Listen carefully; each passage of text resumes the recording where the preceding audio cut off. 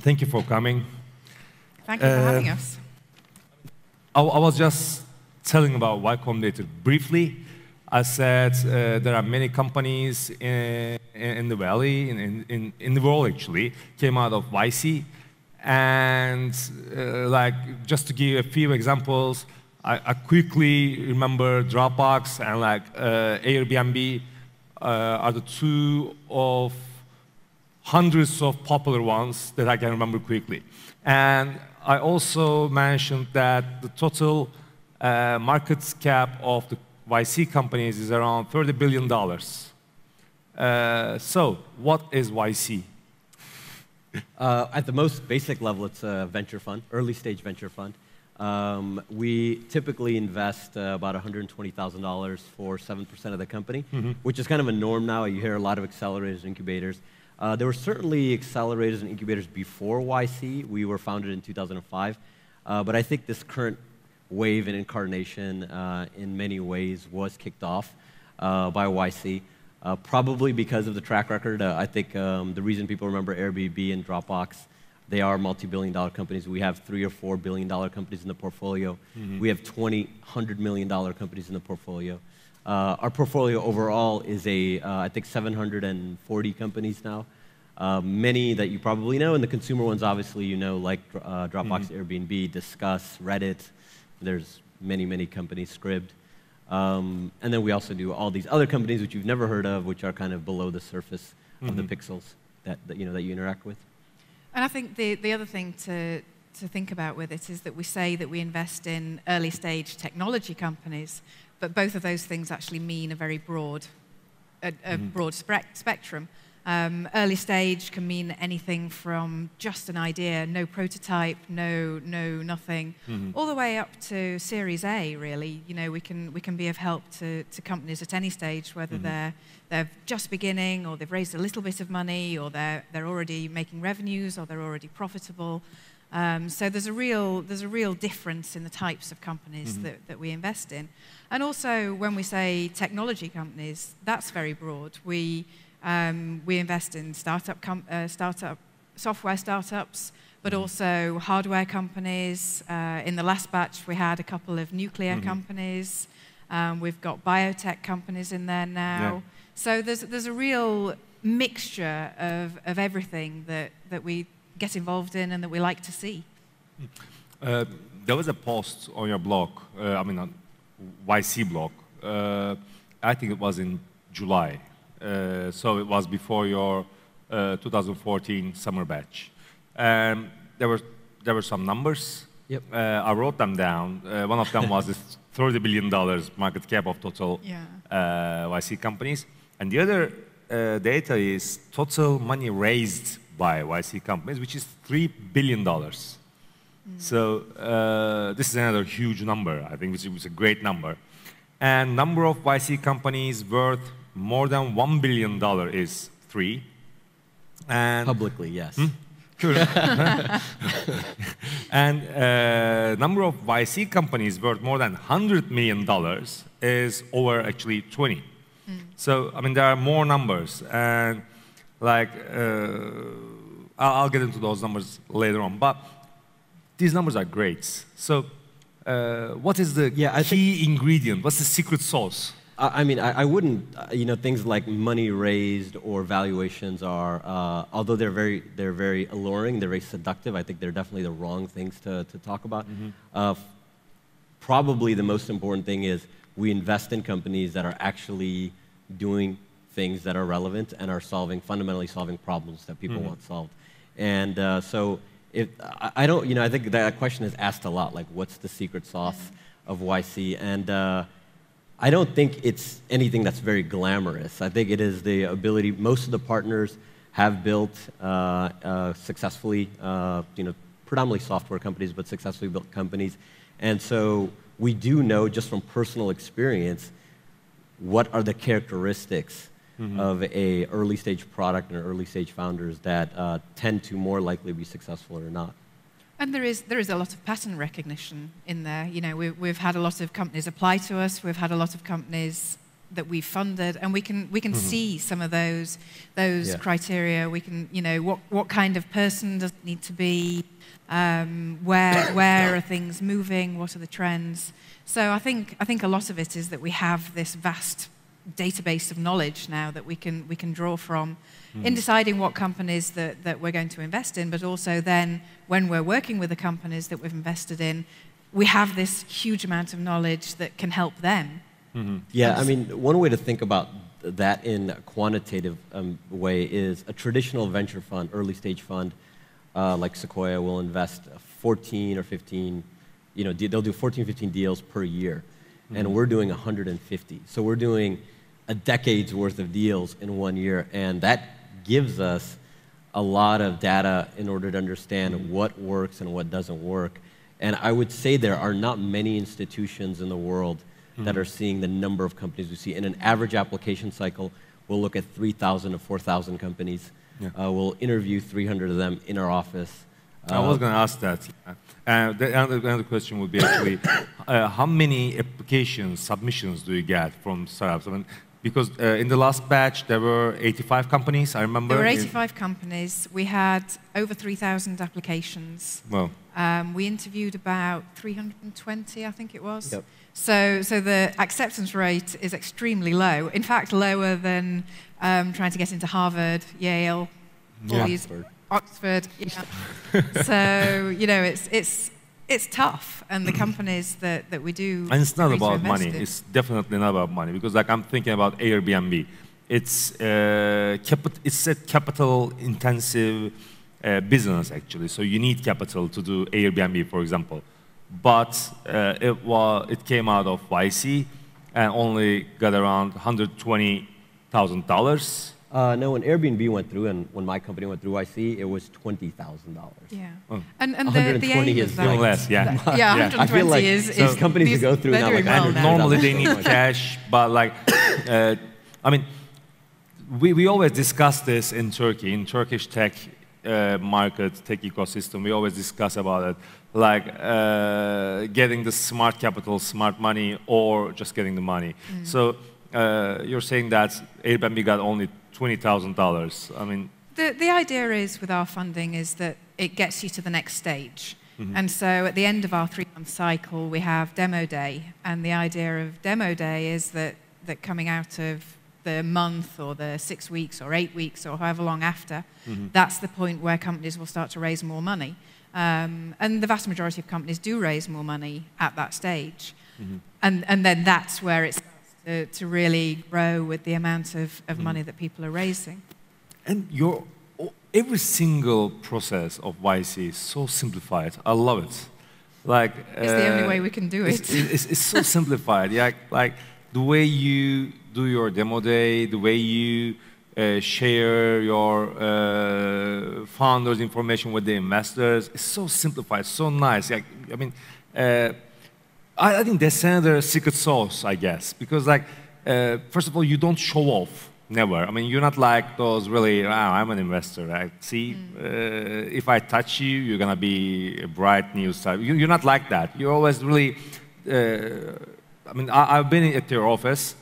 It's really regular, normal office. And actually, you told me, Kirsty, you said people want to come around, come to our office and see around, but you said you only have this big hall and that's it. Yeah, and so, it's usually empty. I mean, it's not really luxury office, but it's great. You can feel that entrepreneurial taste there.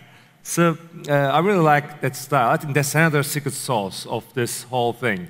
So most of your entrepreneurs, most of the founders spending time at YC, I feel they're really like down-to-earth people and really want to share their experience, I guess. Yeah, I mean, when you think about like actually building a company, especially a software company, you know, vast majority of the time is not this. It's not a conference. It's not presenting.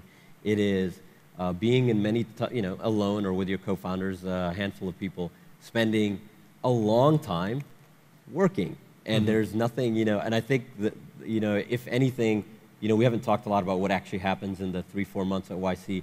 If there's anything that the partners kind of focus on, because we've all done it ourselves, is you, as a founder, have to avoid everything that is not building and growing the company. That and so anything that's distracting, whether it's press, whether it's going to have coffee with people, whether, whatever it is that takes away from kind of the two things you should be doing, which is writing code and building the company and getting more users. Really, that's all it comes down to. And so I think all of the cultural traits that YC embodies and the partners embody, I think all just underline that reality, which is it's very, very hard to build a successful company.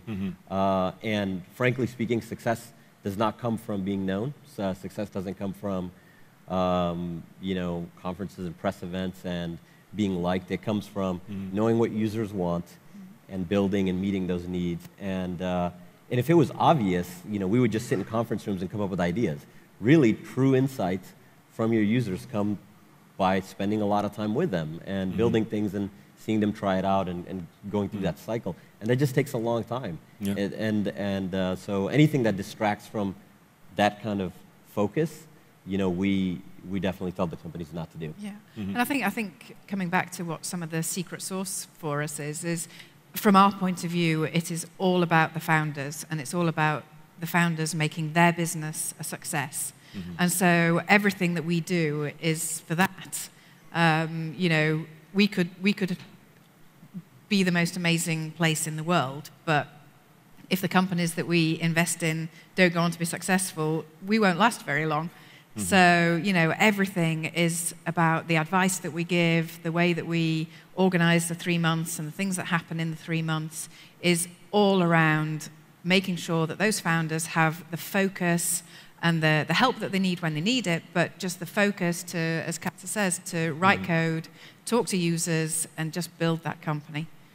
The motto for YC is make something people want.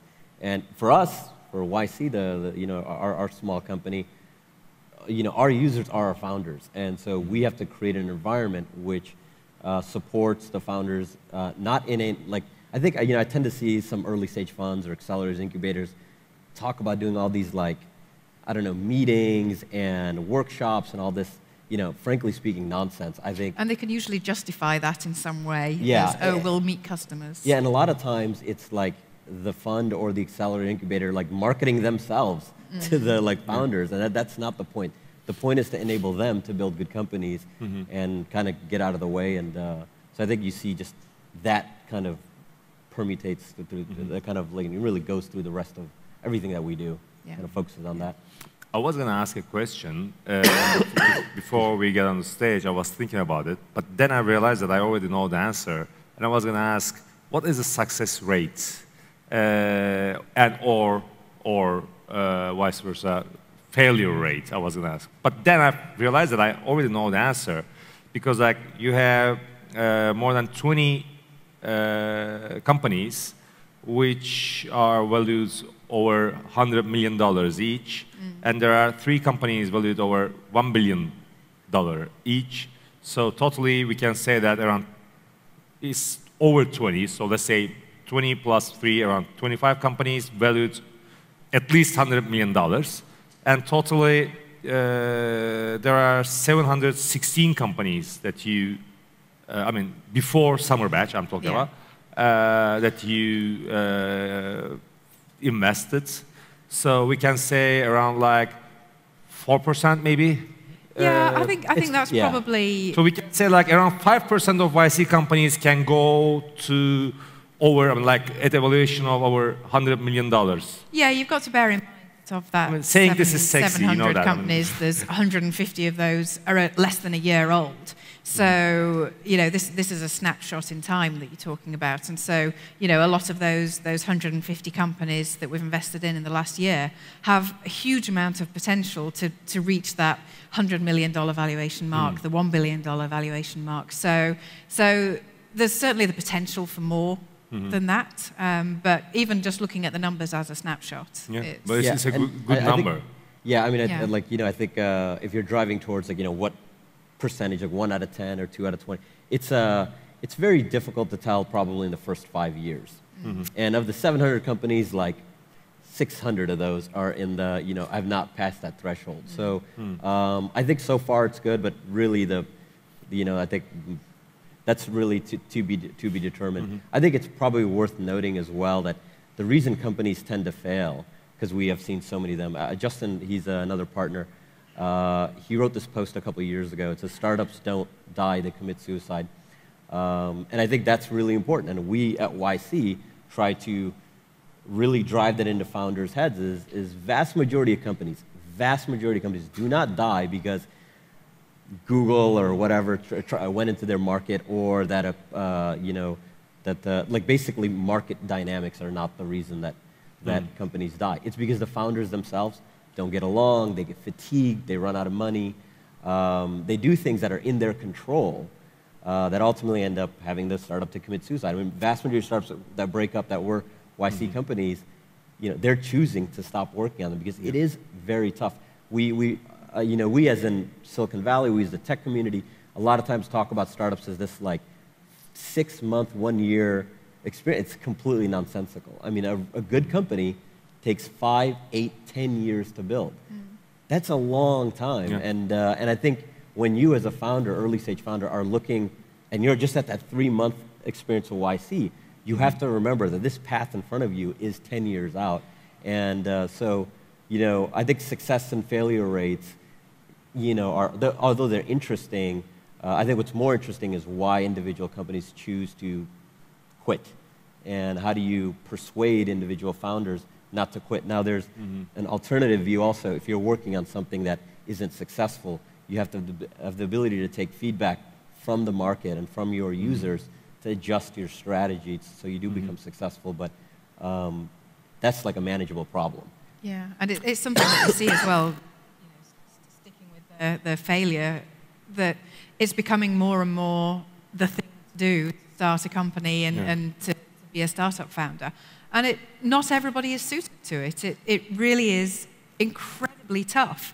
Founders are facing rejection multiple times a day. Things go wrong all the time, and you only ever hear the success stories. So, we can have a batch of 85 companies, and they'll all be facing problems. They will all have issues, yet they all think they are the only one that is having problems. And, that isn't talked about. It's all the success stories are talked about. And even something like Airbnb, they're phenomenally successful now. But they had years where they were maxing out their credit cards, they were living on breakfast cereal, and it was tough. They went through dark days, and it's now just become such a glamorous thing to do that people forget about that. You know what am I going to ask now? Because you brought the conversation to that point now. Is there anyone who knows about product hunts? Have you heard about product hunts? There's some hands. I mean, you're lucky. Not much. Not much. But all right, around like 5 to 10 people. If you haven't, go to producthunt.com. It's still so.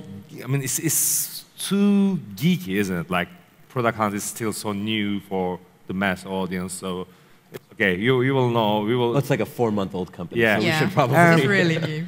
I think yesterday or the day before, I felt so lucky because you are coming here. We're gonna do this fireside chat, and luckily, Product Hunt founder Ryan, he sent a blog post and published a letter, an email he received from you, Kirsty.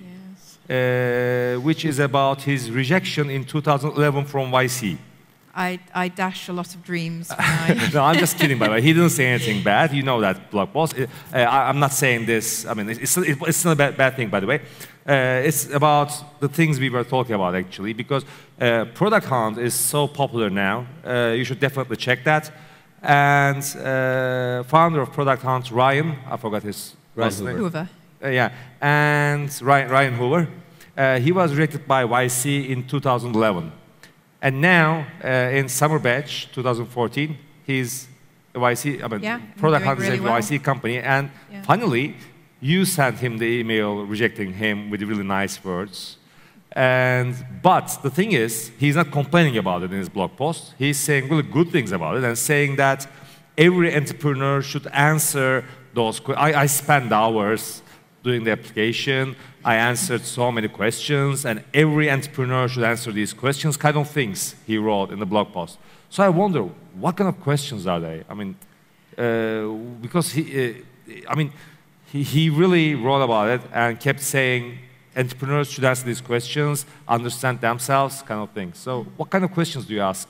There's a real combination of questions, but they focus on two main things. So they focus on the founders as a team, how the founders know each other, what other things have the founders built together, because we actually find that that's a really good indicator of founders who will stick together if they've done things in the past.